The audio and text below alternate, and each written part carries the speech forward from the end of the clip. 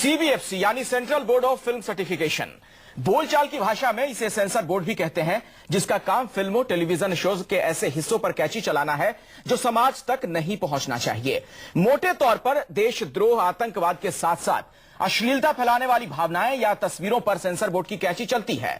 हाल के दिनों में एक फिल्म आई है ग्रैंड मस्ती। इसमें मनोरंजन के नाम पर शुरू से अंत तक अश्लीलता, फूहड़ता और गंदगी है। सवाल है कि इस फिल्म को हरी झंडी देने से पहले सेंसर बोर्ड स्वस्थ मनोरंजन का पैमाना क्यों भूल गया। इस फिल्म पर जब लोगों का गुस्सा बाहर आया तो सेंसर बोर्ड की चेयरपर्सन ने यह कह दिया कि सेंसर बोर्ड में 90% लोग अनपढ़ और बोर्ड को शर्मसार करने वाले हैं। सेंसर बोर्ड की चेयरपर्सन लीला सैमसन ने यह भी कहा कि सूचना और प्रसारण मंत्रालय पसंदीदा लोगों को सदस्य बनाता है, इसलिए यह जिम्मेदारी उनकी है कि वो बताएं कि ग्रैंड मस्ती जैसी फिल्म रिलीज कैसे हो गई। अगर सेंसर बोर्ड की चेयरमैन इतनी बेबस हैं तो वो इस्तीफा क्यों नहीं दे देती। तमाम पहलुओं पर हम चर्चा करेंगे। खास मेहमानों का पूरा पैनल हमारे साथ मौजूद है। आपको बता दें, दरअसल ग्रैंड मस्ती फिल्म जिसका हम जिक्र कर रहे हैं उसमें कई ऐसे संवाद हैं, कई ऐसे डायलॉग हैं जो हम आपको नहीं सुनवा सकते हैं और इसी वजह से वहां पर आपने बीप की आवाज सुनी होगी। अब बड़ा सवाल यह है कि अगर ऐसी फिल्में समाज के सामने आ रही हैं तो क्यों आ रही हैं और क्या इसके लिए सेंसर बोर्ड, जिसे बोलचाल की भाषा में सीबीएफसी को सेंसर बोर्ड कहते हैं, वो जिम्मेदार नहीं है। तमाम पहलुओं पर बातचीत करेंगे। कई खास मेहमानों का पूरा पैनल न्यूज 24 पर इस वक्त मौजूद है। पंकज शर्मा जी हमारे साथ स्टूडियो में मौजूद हैं। आप सीबीएफसी के प्रवक्ता हैं और सदस्य भी हैं बोर्ड के। टीना शर्मा सामाजिक कार्यकर्ता हैं और इस तरह के मसलों पर कानूनी लड़ाई लड़ते रहती हैं, उनसे भी हमारी बातचीत होगी। ज्योतिका कालरा हमारे साथ मौजूद हैं जो कि इस मामले में दिनेश चड्ढा जो कि याचिका करता है उनकी वकील हैं, उनसे हमारी बातचीत होगी।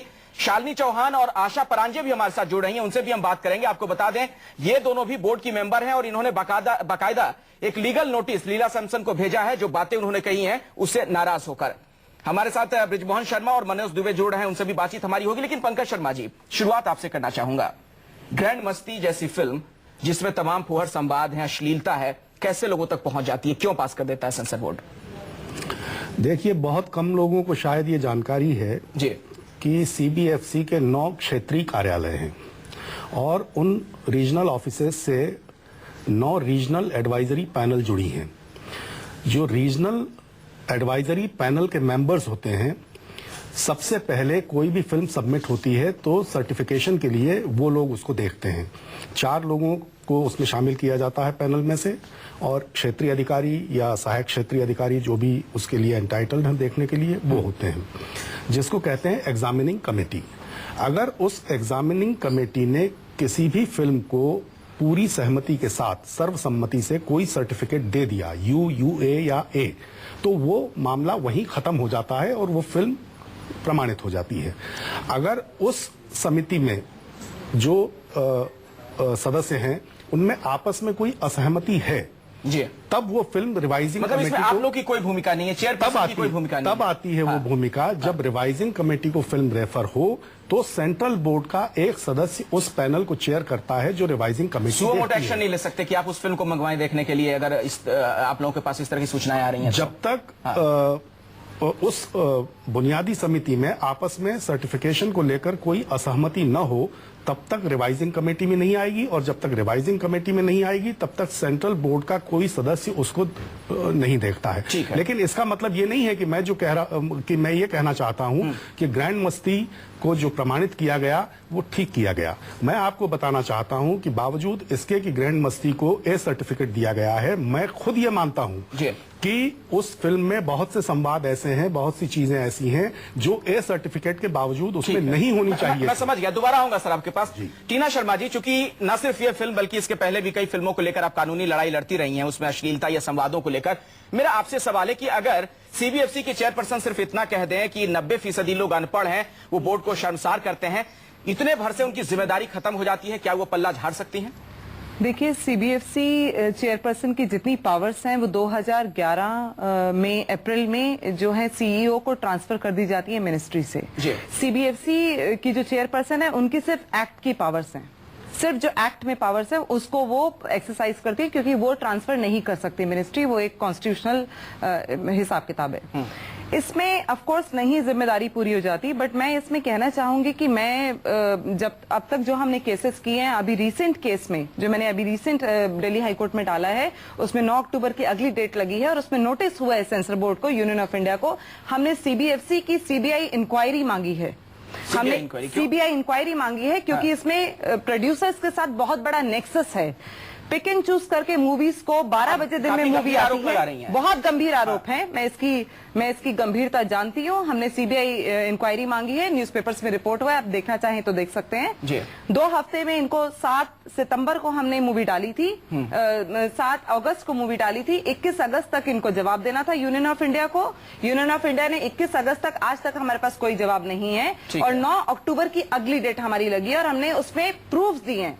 अब मैं इसमें एक चीज और आपको ऐड करना चाहती हूँ कि एक फिल्म नहीं है ये डी-डे अभी एक नई फिल्म आई थी, आपने देखा होगा, डी-डे थिएटर्स में चल रही थी। उसमें हीरोइन अपने आप सेंसर बोर्ड के आरसी में बैठती है और उसको अडल्ट से यूए करती है। आपको मैं इसका भी मतलब समझा देती हूँ कि अडल्ट यूए का क्या मतलब होता है। अडल्ट फिल्म जो होती है उसकी व्यूअरशिप बहुत कम होती है, उससे रेवेन्यू कम आता है। यूए की उससे थोड़ी ज्यादा होती है और अगर यू सर्टिफिकेट मिल जाए तो उससे बढ़िया कुछ नहीं है। भाग मिल्खा भाग जैसी मूवी को अगर यू दिया गया है तो बहुत गलत सर्टिफिकेट दिया गया है। ज्योतिका जी, मैं आपके पास आऊंगा, लेकिन पहले जरा मुंबई चल लेते हैं। हमारे साथ आशा परांजे और शालिनी चौहान वहां से मौजूद है। आशा जी, पहले आपसे ही समझना चाहूंगा, फिल्म अगर पास हो जाती है इस तरह की तो क्यों पास हो जाती है? उसके संवाद जो थे, उसके डायलॉग थे, क्या आप लोगों ने नहीं सुने? नहीं, ये कमिटी, ये जो एग्जामिनिंग कमिटी थी जी, वो कमिटी में तो मैं नहीं थी, तो वो बोलना मुश्किल हो जाएगा कि वो क्या डायलॉग। लेकिन आशा जी, अगर इस पर चेयरपर्सन सीबीएफसी के ये कमेंट करती हैं कि 90% जो सदस्य हैं बोर्ड में वो अशिक्षित हैं, तो क्यों ना उसे सही मान लिया जाए अगर इस तरह की फिल्में पास हो रही हैं तो नहीं, ऐसे नहीं बोल सकते हैं कि 90% अशिक्षित है और इसके लिए ये ऐसी फिल्में पास हो रही है। ये शिक्षा और एजुकेशन क्वालिफिकेशंस और सामाजिक ये जो नॉर्म्स रहते हैं, इसमें फर्क रहता है। ये ऐसे नहीं है कि ये अश्लीलता जो है वो एजुकेशन से जुड़ी हुई है। ठीक है, तो ये दोनों चीज अलग है। तो ये सोचना चाहिए कि अशिक्षित यानी क्या, उसका मतलब क्या है। ठीक है, बृजमोहन शर्मा जी, चूंकि आप बोर्ड के मेंबर रहे हैं, आपसे मेरा सवाल है, हकीकत क्या है अंदर की बात की जाए, सीबीएफसी के अंदर की बात की जाए, क्या सिर्फ खाना पूर्ति की जाती है, फिल्मों को देखने की खाना पूर्ति होती है, या किसी तरह का कोई दबाव होता है कि इस तरह की फिल्में पास हो जाती हैं और लोगों तक पहुंच जाती हैं? देखिए, मेरा ये कहना है कि फिल्म सेंसर बोर्ड का जो ऑफिसर रहता है जी, वो उस फिल्म को डिसीजन देने में एक बहुत बड़ी अपनी भूमिका निभाता है और उसकी रिस्पॉन्सिबिलिटी बनती है उस पिक्चर के बारे में क्या डिस्कशन, क्या उनका उसमें देना, सर्टिफिकेट देना। और मैंने मेंबरों का ये देखा है कि कुछ ऑफिसर्स ऐसे रहते हैं, वो पहले ही अपना कमेंट बताते हैं कि इसमें ऐसा होना चाहिए, ऐसा होना चाहिए, बिल्कुल फिल्म देखने से पहले। और हेलो जी, अपनी बात रखिए, मैं सुन पा रहा हूँ आपको। हेलो बृजमोहन जी, अपनी बात रखिए, मैं सुन पा रहा हूँ आपको। ऑफिसर्स ऐसे रहते हैं अधिकारी जो फिल्म का जो एग्जामिनेशन ऑफिसर रहता है, जैसे ही फिल्म खत्म होती है जी, तो वो जो है पहले ही अपना डिसीजन ये बताने लग जाता है कि इसमें ऐसा होना चाहिए, ऐसा होना चाहिए। पर अगर कोई अधिकारी ऐसा करता है तो गलत करता है और पैनल मेंबर्स को अपनी बात कहनी चाहिए। 4 पैनल मेंबर्स वहां होते हैं, वो क्यों अपनी बात नहीं कहते थे? लेकिन एक मिनट, पैनल मेंबर अपनी बात कहते हैं। ठीक है, मैं तमाम लोगों के पास आऊंगा। पंकज शर्मा जी कुछ कहना चाह रहे हैं सर, मैं आपके पास आऊंगा, लेकिन आता हूं सर। बृजमोहन शर्मा जी, मैं लौटूंगा दोबारा आपके पास। ज्योतिका कालरा हमारे साथ बनी हुई है। ग्रैंड मस्ती फिल्म को लेकर जो याचिका दायर की गई है अदालत में, दिनेश चड्ढा जी ने जो याचिका दायर की है, आप उनकी वकील हैं। अदालत में क्या बात आपने रखी और लीला सैमसन की जो चिट्ठी है उसमें किस बात का जिक्र था और जज की उस पर क्या टिप्पणी थी, अगर आप बता पाए। मैं थोड़ा सा इसका बैकग्राउंड देना चाहूंगी। उससे पहले याचिका डली थी Punjab and Haryana high court में। अच्छा। और इसी ग्रैंड मस्ती को लेकर, इसकी अश्लीलता और अभद्र इसका जो सारा चलन है उसको लेकर। और 10 सितंबर 2013 को उसकी रिलीज होने से पहले, 13 सितंबर को ये फिल्म रिलीज हुई है, उस 10 सितंबर को Punjab and Haryana high court ने इसके सर्टिफिकेट पे स्टे लगा दिया था। और सर्टिफिकेट पे स्टे लगने का मतलब था कि वो सर्टिफिकेट अब कहीं पर भी फिल्म की पब्लिकेशन नहीं हो सकती, कहीं पर फिल्म दिखाई नहीं जा सकती। पर उसके चलते 12 सितंबर को, एक दिन के बाद, अपील दाखिल की गई डिवीजन बेंच के सामने और बिना पिटिशनर को नोटिस दिए गए उस स्टे को हटा दिया गया। और जब डिवीजन बेंच ने उसको ऑर्डर किया 12 सितंबर को, तो उसमें कोई ये ग्राउंड नहीं दिया कि इस फिल्म में ऑब्सैनिटी नहीं है या वल्गैरिटी नहीं है या इस पे स्टे नहीं लगना चाहिए था। सिर्फ एक ग्राउंड दिया गया कि क्योंकि ये फिल्म 13 सितंबर को इंटरनेशनल रिलीज होना था और इस स्टे के चलते इंटरनेशनल रिलीज नहीं हो पाएगा, इसलिए फिल्म के जो सर्टिफिकेट पे स्टे था उसको हटा दिया गया। अच्छा। और 12 तारीख को हटाया। 13 तारीख को हमने सुप्रीम कोर्ट में मेंशन किया चीफ जस्टिस के सामने कि इस प्रकार की अश्लील फिल्म आने की तरफ है। 13 तारीख को, उसी दिन वो फिल्म रिलीज होनी थी और पंजाब एंड हरियाणा हाईकोर्ट ने स्टे को वकेट कर दिया है। तो मेंशनिंग के बाद फिर ये मैटर हमारा फ्राइडे को लगा डिवीजन बेंच के सामने।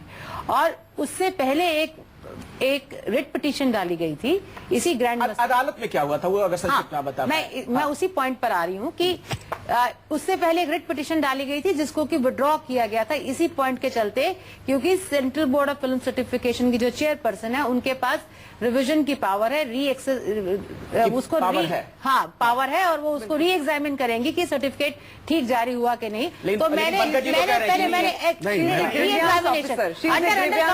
Under complaint under rule 32 of the cinematograph act, Rule 32 of the Cinematograph Act, complaint if it is being sent to the government या फिर बोर्ड के सामने कंप्लेंट जाती है तो वो कंप्लेंट मार्क हो जाती है चेयरपर्सन के पास और चेयरपर्सन के पास पावर है कि उसको री एग्जामिन कर सकती है। तो मैंने जब एसएलपी आई, जब ये एसएलपी सामने आई तो मैंने बात इससे शुरू की कि जिसके चलते, जिस अथॉरिटी के चलते उस रिट पिटीशन को विड्रॉ किया गया था कि उनका काम बनता है कि वो इसको री एग्जामिन करे, तो उनका क्या मत है ये इससे बात आऊंगा आपके पास। दरअसल एक बड़ा सवाल ये खड़ा हुआ है, देश में जिस तरह का माहौल हाल के दिनों में देखने को मिला, अगर दिल्ली गैंगरेप की बात कर ली जाए, उसके बाद से यौन उत्पीड़न के खिलाफ आक्रोश था, गुस्सा था। ऐसे में आखिर क्यों सेंसर बोर्ड इस तरह की फिल्मों को ग्रीन सिग्नल दे रहा है जहां पर महिलाओं के लिए आपत्तिजनक टिप्पणियां की जाती हैं, अपमानजनक भाषा का इस्तेमाल किया जाता है, वो भी ये जानते समझते हुए कि फिल्में अभिव्यक्ति का बहुत ही सशक्त माध्यम है, लोगों तक बात बहुत तेजी के साथ और बहुत ही ताकत के साथ पहुंचती है।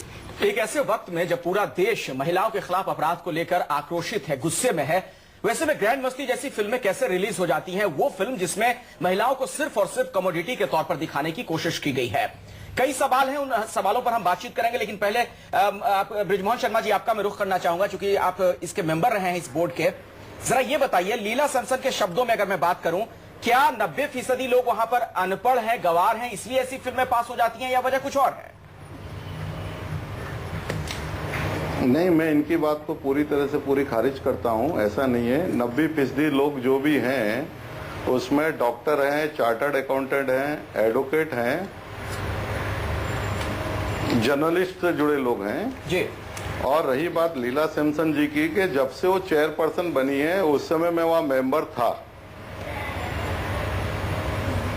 लेकिन उन्होंने कभी कोई वर्कशॉप नहीं ली। नए मेंबरों की वर्कशॉप ली जाती है, उन्होंने एक्ट के बारे में बताया जाता है जी। लीला सैमसन जी चेन्नई रहती है, चेन्नई से यहाँ मुंबई का कमांड कर रही है, उनको क्या पता कौन मेंबर कैसा है। सब यहाँ अधिकारी वर्गों का राज चल रहा है। अधिकारी वर्ग जिस मेंबर को चाहते हैं वो अपने पैनल में ले आते हैं, अपनी पिक्चर कर। जी जी, ये बहुत ही गंभीर आरोप आप लगा रहे हैं। अपनी चला। पंकज जी, आप जवाब देना चाहेंगे? आप सदस्य हैं। मैं इस तरह के स्वीपिंग स्टेटमेंट्स का क्या जवाब दूं? ये अगर वहां की रीजनल पैनल में रहे हैं तो ये कहना कि सिर्फ अधिकारियों की चलती है, अधिकारियों की आप क्यों चलने देते हैं? अगर अधिकारी अपनी कुछ गलत चलाना चाहता है तो बंबई में होंगे 200 से अधिक रीजनल पैनल मेंबर्स और अधिकारी होंगे 3 या 4। कि अगर आप यहां से मॉनिटरिंग का नहीं है, सिस्टम है, सिस्टम क्यों नहीं है?